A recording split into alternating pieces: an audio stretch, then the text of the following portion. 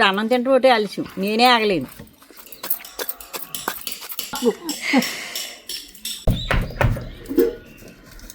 నేను ఎక్కడి నుంచి నేర్చుకున్నాను. ఇది ఒక రకమైన స్మెల్. పెట్టినప్పుడు కాకి వాలితే శాపం అనమాట. ఎండుమిరపకాయలు వేగించేసి ఇంత జీలకర్ర వేసి ఒక ఎల్లిగడ్డ అట్టుకొచ్చి శనకల మీద నూరుతూ ఉంటే కొండ పచ్చిమిరపకాయలు, కొబ్బరికాయ, చింతకాయ కుమ్ముకుని వేడివేడి అన్నంలో వేసుకు తినేవాడు. గొరకని తోలు లాగినట్టు లాగేస్తానండి. ఊరు తాడి చెట్లు ఎక్కిపోయి కళ్ళు తాగి వచ్చేస్తాయండి. మా అమ్మ ఈ పక్కనే ఈ తాడికి సూదిబత్తాలు ఎట్టి తింగరముండ ఏ చెట్టు ఎక్కి పడేసి వచ్చేస్తుంది. కొబ్బరికాయ, మామిడికాయ కూర. ఇది మాట. ఆ ఖాళీ ఇది ఉప్పుని తాగేసి పొలాలు వెళ్ళిపోయి దమ్ము చేయటం అలవాటు అయిపోయి అలా ఏం చెప్తారండి. రోలు, రుబ్బురోలు, శనకెళ్ళు తిరగలే. రోల్లోని రోకలు పెట్టి ఉంచకూడదని ఊరు ఇలా పెట్టాలి. కోపం వచ్చిందనుకో మెత్తగా అయిపోద్ది, రుచి ఉండదు.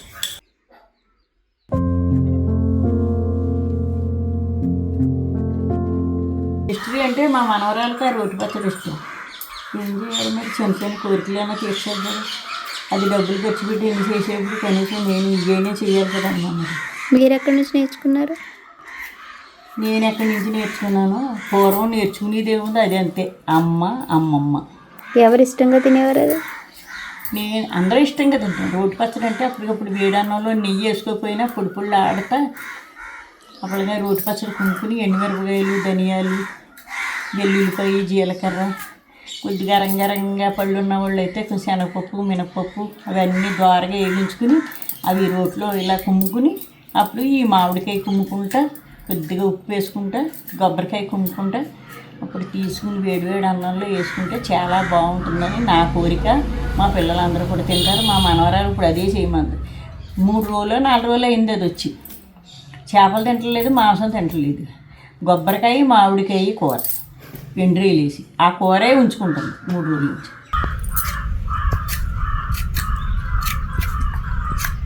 ఇది అప్పటికప్పుడు ఎలా అనుకుని వేసుకుంటే రోటి పచ్చట్లోకి అదే ఏదంటారు కదా, గరంగా నవలటానికి పంటికి తడి బాగుంటుంది.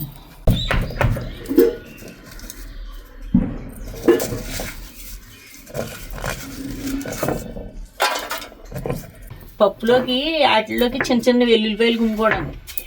ఇదిగో తాలింపు ఎండుమిరపకాయలు, వెల్లుల్లిపాయ, శనగపప్పు, మినప్పప్పు, జీలకర్ర, ధనియాలు ఎందుకు వేయట్లేదంటే కొత్తిమీర ఉంది. పచ్చి కొత్తిమీర వేస్తాం కదా, 2 ఎక్కువైపోతాయి.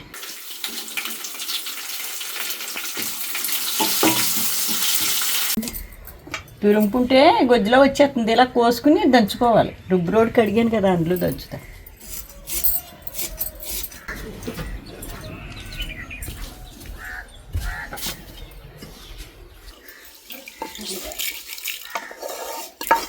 ఇదిగో పోపు వేగించింది రోటి పచ్చడి. ఇది ఒక రకమైన స్మెల్. ఇది ఒక పచ్చడి పండు పెద్దది ఉంది. ఇది ఉప్పు రాళ్ళు ఉప్పే వాడతాను. ఉప్పు కూడా ఎండబెట్టేసి పొట్టేసేసుకుని ఉంచుకుంటాం సంవత్సరం సరిపడి. ఏదో ఇప్పుడు కొత్త చుట్టాలు వచ్చి ఈ ఉప్పు వేసుకోమంటారని చెప్పి ప్యాకెట్ కొంటాం తప్ప. ఇంకా పెద్ద బండి ఉండేది, అది పోయింది. మొన్న మధ్యన చిన్న బండి కొనుక్కున్నాం, అది పోయింది. కోళ్ళకి మా అన్నడు ఒకసారి ఒడ్లు ఇళ్ళ కొట్టేస్తాడు. పోయింది. స్మెల్ చూడు. తెలంగాణ వాళ్ళు అయితే భలే రుబ్బేస్తారు.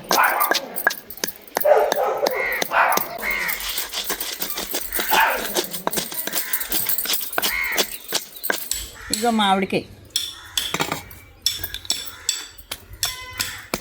ఒక్కోటి వేస్తూ రుబ్బాలా, దంచాలా? అక్కర్లేదు, ఇలా వేసేసి దంచేసుకుంటాం.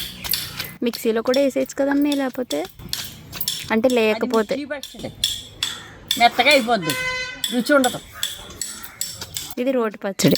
ఇదేమో కచ్చాపిచ్చా నలుపుకుంటే ఇది అన్నంలో కలుపుకున్నప్పుడు దాని రుచి వేరేగా ఉంటుంది. పంట కింద అడితే కరకరలాడితే బాగుంటుంది.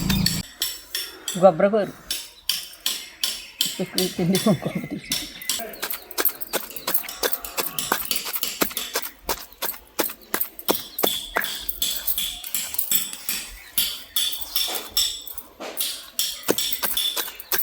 అయితే ఏం చేస్తారమ్మా? కొంచెం కొబ్బరికూర ఇంకో చెక్క కొట్టేసి కూరేస్తామండి. మాటల దృష్టిలో కొబ్బరికూరలు వేసేసాను. భగవంతుడు ఎంత గొప్పవాడో, ఎన్ని రుచులు ఇట్టాడు, ఈ తెలివితేటలు ఇచ్చిన దేవుడికి శతకోటి నమస్కారాలు. సరిపోయిందా? పొద్దున్న అన్నం సంతకాడ అన్నం మిగిలిపోతుంది అనుకో, పొద్దున్నే లేచి కారం అవన్నీ అలా ఉంటేనే బాగుంటాయి. ఉండాలి. ఇది ఉగాది పచ్చడిలో ఉంది. చాలా ఉంది.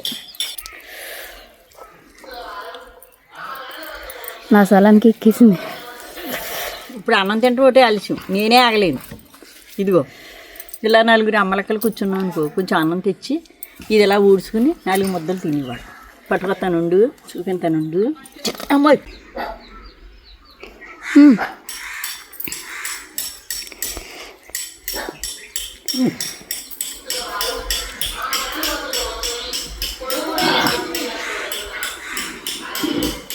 అనుకో ఈ రోటి పచ్చడే ఇలాగ 4 ఇలా రుచి చూసుకుంటే, ఈ రోట్లోని కుమ్ముకున్న తర్వాత ఇలాగ అన్నం వేసుకుని ఊడ్చుకుని ఒక ముద్దెట్టుకుంటే ఆ రుచే వేరు.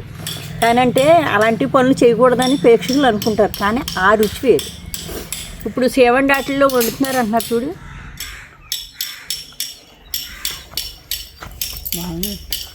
ఇదిగో రండి. తిన్నప్పుడు ఈ రుచిని చూసి ఆ రుచి వెంటనే తినాలంట. చాలా బాగుంది. ఇగో ఇక్కడ మళ్ళీ మాకు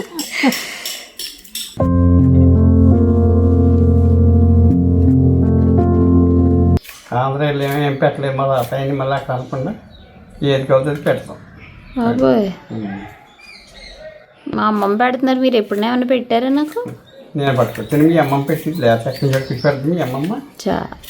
అదే అది బాబు ఏమవులేదు.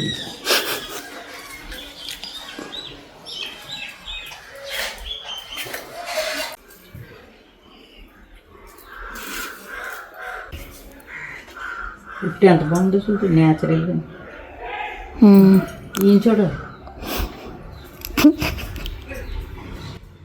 ఇదేంటి ఆనకట్ట, ఇది గోదావరి, ఈ 2 పిల్లర్స్, ఇది మాట తాలిబొట్టు. మీ తాలిబొట్టు, నా తాలిబొట్టు ఎంత పడి తెలిసే కాసుగారు సూత్రాలు ఉంది. అమ్మవారికి వేసినట్ట.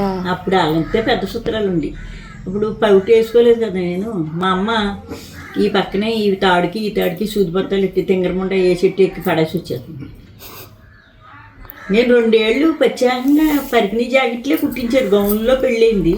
అప్పుడు ఈ సూత్రాలు ఎక్కడ పడేస్తానని ఇలాగ మెళ్ళో తీయకూడదని తినేసి పెట్టేవారు మా అమ్మ. వాసుదేవ ఆయన చూడండి, అప్పుడే తాగేశారు. అగ్నిహోత్రుడు కడుపులోని అగ్నిలాగా వెళ్ళిపోతుంది ఇంటి, అన్నీ స్పీడే.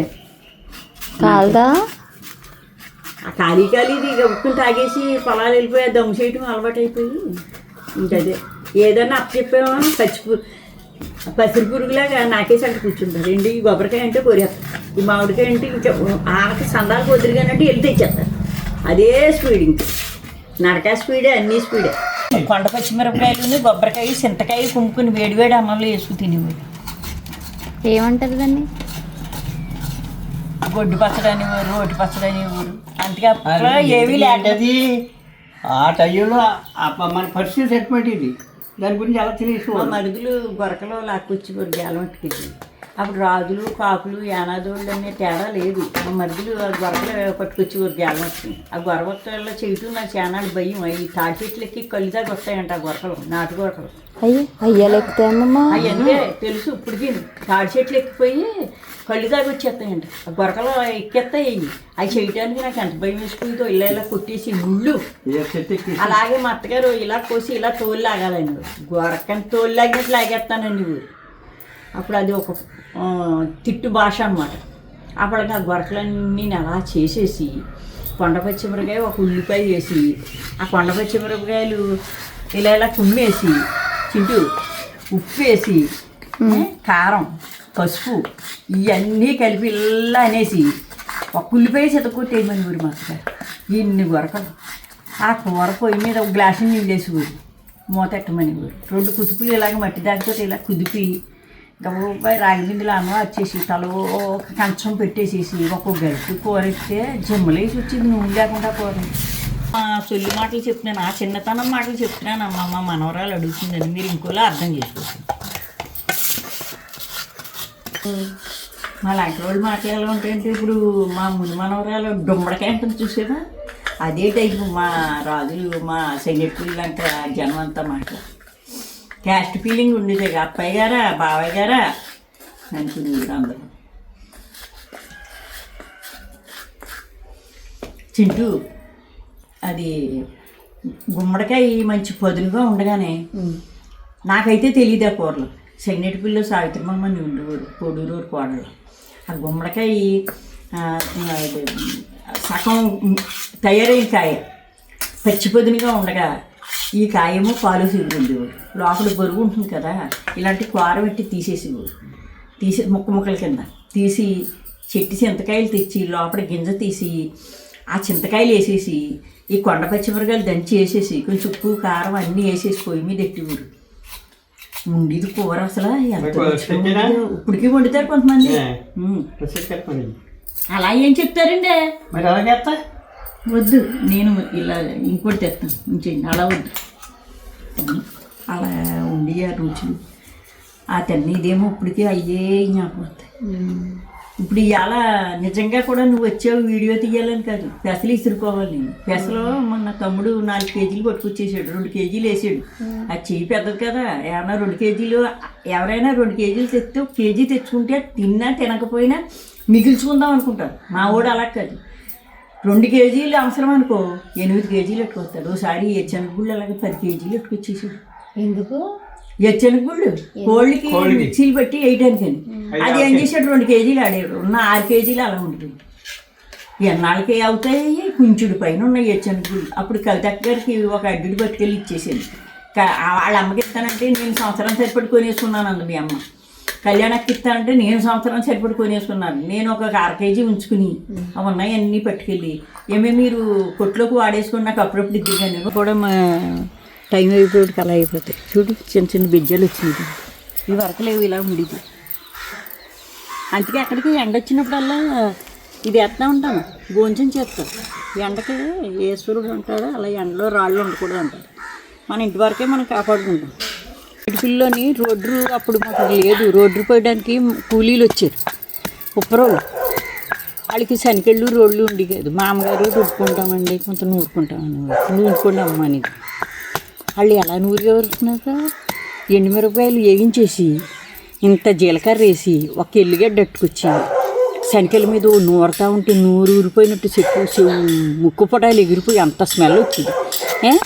అది పట్టుకెళ్ళి వాళ్ళు 4 బెడ్లు అక్కడ ఎట్టుకుని గొబ్బరాకులు ఎట్టుకుని మంటెట్టి ఇంత నూనె వేసి ఈ నూరింది ఉడకబెట్టేవాడు. ఇంకా అసలు వాసన వచ్చేది స్మెల్. ఎప్పుడన్నా తిన్నారా? నేను కొంచెం పెట్టవాలి, తినకూడదమ్మా మాది కదా అని. మాది నీకు ఇస్తాను ఇంత ఇయ్యండి అని. అది అన్నంలో వేసుకుంటూ ఉండేది. మరి అందుకే రోడ్ల పక్కనే ఆ రోడ్లు పోతా శుభ్రంగా వాళ్ళు ఉడకబెట్టుకుని తింటారు. మన మీద స్పెషల్ తింటారు, అంత గట్టిమోపు అందుకే ఉంటారు. ఎల్లుల్లిగడ్డ జీలకర్ర ఇంత వేసేవారు, ఎండుమిరపకాయలు కొంచెం ఇంత నూనె వేసేవారు. వేగించుకొచ్చి మా శనికెట్లో నూరుతూ ఉంటే అసలు ముక్కు పొటాలు ఎగిరిపోయింది నాకు. అది పట్టుకెళ్ళి మళ్ళీ ఇంత నూనె వేసి అందులో ఉడకబెట్టుకునేవి. అందుకే వాళ్ళు అలసిపోయి ఒకళ్ళకొకళ్ళు అలా కూర్చుని చక్కగా కంచాల్లో పచ్చడి వేసుకుని ఇలా తినేసి మళ్ళీ మజ్జిగ అక్కర్లేదు, వాళ్ళకి ఏమి అక్కర్లేదు, పులుసు అక్కర్లేదు, వేపుడు అక్కర్లేదు. మనం ఇన్ని రకాలు పెట్టుకుంటాం. ఇది రోలు పోటేసిది రోకల, ఇది రుబ్బురోలు, ఇది రుబ్బురోలు మీద రాయి, ఇది రుబ్బురోలు ఈశ్వరుల్లా భావింతాం. ఈవిడ గౌరీదేవి, ఇది శనికెళ్ళు. ఈవిడి పెళ్ళిళ్ళప్పుడు కావాలి, శుభకార్యాలు అన్నిటికీ కావాలి శనికెళ్ళు. అది తిరగల, అన్నీ ఇసురుకోవడానికి. రోలు రుబ్బురోలు శనికెళ్ళు తిరగలే. పొల్ల మా మనవరాలు ఇందులో వేసి ఇది పొల్ల అని అడుగుతుంది. ద్వాపరంలో కూడా దూరవాసుడు కడుపుతోటి ఉందని సాంబడి అడిగితే నీ కడుపులో రోకలు పడుతుంది అంటే ఆ రోకలను అరగదీసి సముద్ర గర్భంలో కలిపిస్తే అదే ద్వారకాలో కృష్ణ పరమాత్మ నిర్మాణం చెందడానికి రామావతారంలో వాలిని చంపినందుకు అది బాణంగా తయారై అది ఇచ్చి కొడితే కృష్ణ పరమాత్మ నిర్మాణం ఆయన నిర్ణయం చెందారు. అందుకే మనకు గ్రహణం పట్టినప్పుడు రోలులోని రోకలు నిలబెడితే కాకి వాలిందంటే కాకి బ్రహ్మపుత్రులు 7 సముద్రాల అవతల పాడేయాలంటారు. మా పెద్దలు అనేవారు రోల్లోని రోకలు పెట్టి ఉంచకూడదని ఊరు ఇలా పెట్టాలి. అలా పెట్టినప్పుడు కాకి వాలితే శాపం అనమాట. 7 సముద్రాలు గోదావరిలో అవతల పాడేయాలని. ఇది పచ్చడి బండ. ఈ పచ్చళ్ళు కుమ్ముకోవడానికి. ఎక్కడ కొన్నారు? ఇలా ఈదులమ్మటే వస్తూ ఉంటాయి. నాలాంటి ముసలోళ్ళు ఇంకా కొంతమంది ఉంటారు కదా. నేను ఒకదాన్నేంటి, బోళ్ళంత మంది ఇలా వాడుకుని తెలంగాణలో ఎక్కువ వాడుకుంటారు. కోపం వచ్చిందనుకో కట్టుకున్న మగోడైనా సరే పచ్చడి పండించి కుమ్మేస్తుంది ఆడదని శామిత. అరుగు అక్కడే ఉన్నారు. ఆయన కుమ్ముకుంటే నేనే పోతాను. తాతయ్య పచ్చడి పండించి కొడతారండి. ఇంకో కథ చెప్పనా?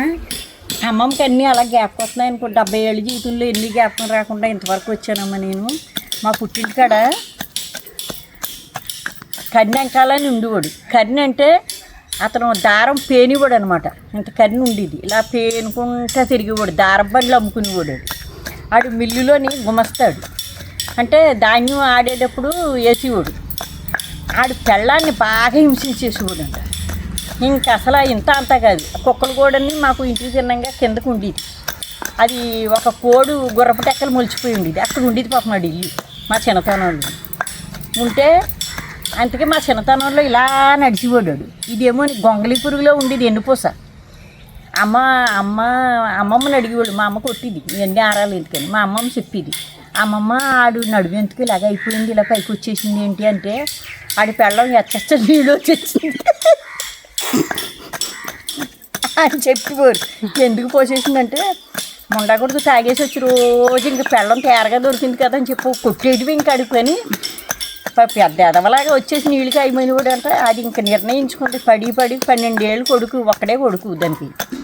ఆ పడంగా ఆ కొడుకుని నీళ్ళు కాసేసి ఏం చేసిందంటే పడి ఇంకా ఎచ్చని నీళ్ళు మరగబెట్టేసేసి అందులో ఇంత సున్నం ఆడేసి ఆ నీళ్ళలో ఏం చేసిందంటే ఇంత సున్నం వేసి ఇంత ఉప్పు వేసి ఆ బలంగా చిల మరగబెట్టిందండి. పూర్వం నల్లులు ఉండి మంచాలకి అలాగే నల్లులకు పోసేవారు అనమాట.